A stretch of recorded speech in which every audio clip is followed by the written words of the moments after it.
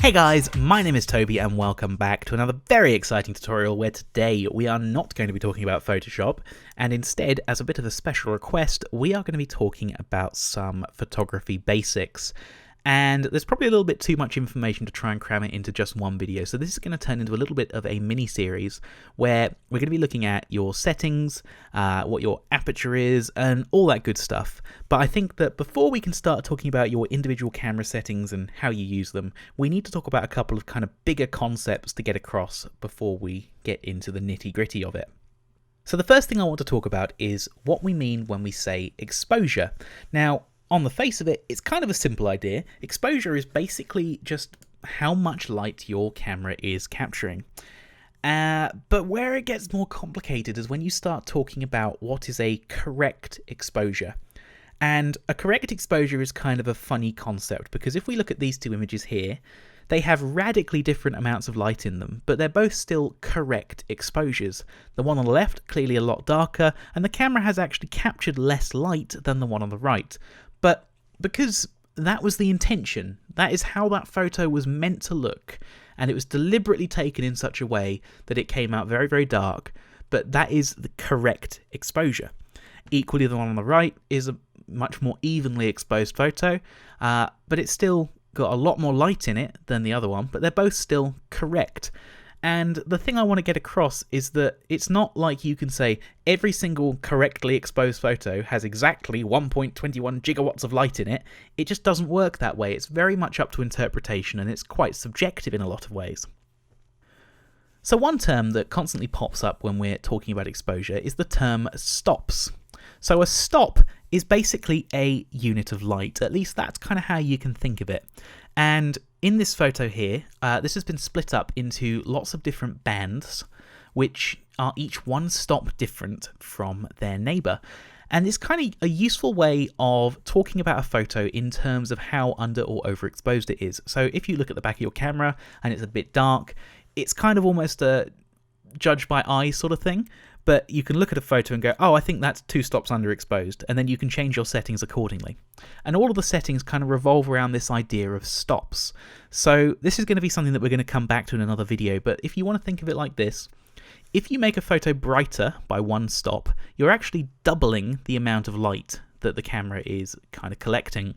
Equally, if you go down a stop and make it darker, you are halving the amount of light. Now, it might not look like it there, but when you actually start talking about the settings and kind of what they mean, that'll make a little bit more sense. So just put that one in the back of your head for now.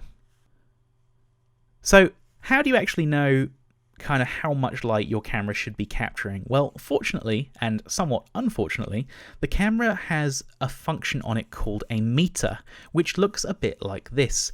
Now, your meter is kind of normally located at the bottom of your viewfinder, and it will look sort of similar but not necessarily identical to this.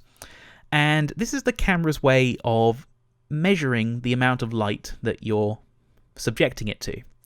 So if your green dot is kind of in the middle, as it is here, then that is the camera telling you that it thinks that with your current settings, you're going to take a perfectly exposed photo. If it's over to the left, it's saying, oh, that's going to be 1 stop too dark or 2 stops too dark. If it's over to the right, it's 1 stop too bright or 2 stops too bright, depending on where it is. And the thing with this is that the camera isn't as clever as it thinks it is. And a lot of the time, it can actually get it very, very wrong. Now, I just want to point out that the meter is literally just a guide. It is not something you have to stick to. You can absolutely completely ignore your meter. In fact, I do on a regular basis because it does get it so wrong. So here's an example. If you're trying to take a photo that looks like this, the thing to note here is that the majority of the photo is very, very bright. So the sky is quite bright, even the ground is quite bright. The only thing that's kind of dark are the guy and the dog.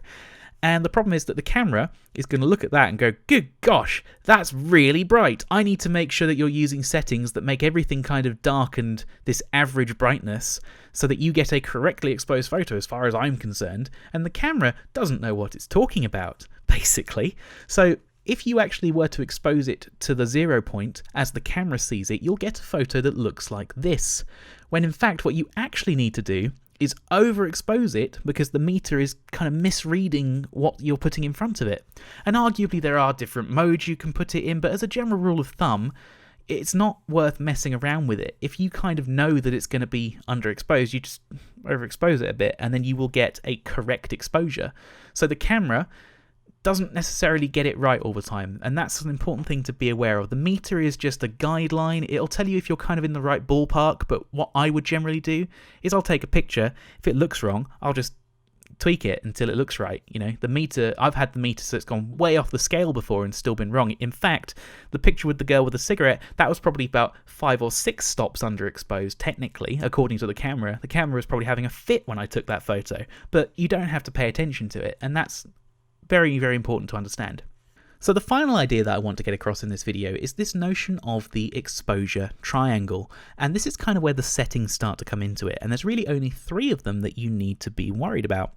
The first of which is the aperture, then you have the shutter speed and the ISO, and we're going to be talking about those individually in different videos, but for now, basically what you need to be aware of is that each of these settings will control how light or dark your photo is. So you can use your aperture to make your photo brighter or darker, you can use the shutter speed to do it, or the ISO. But each of these settings will also have a sort of a side effect, if you like, which will change how your image will look. And they very much have this kind of symbiotic relationship where if you take away with one, you have to give back with another. And that's kind of how this all ties together. So let's say you use your aperture to make your photo darker, you'd have to then add light back in using the shutter speed or the ISO to kind of compensate for it. And that's why they're in this little sort of love triangle. So hopefully that's helpful. We are going to be coming back, as I mentioned, to the settings themselves in a different video, but for now, that's it. Thank you very much for watching. My name is Toby, and we'll see you next time.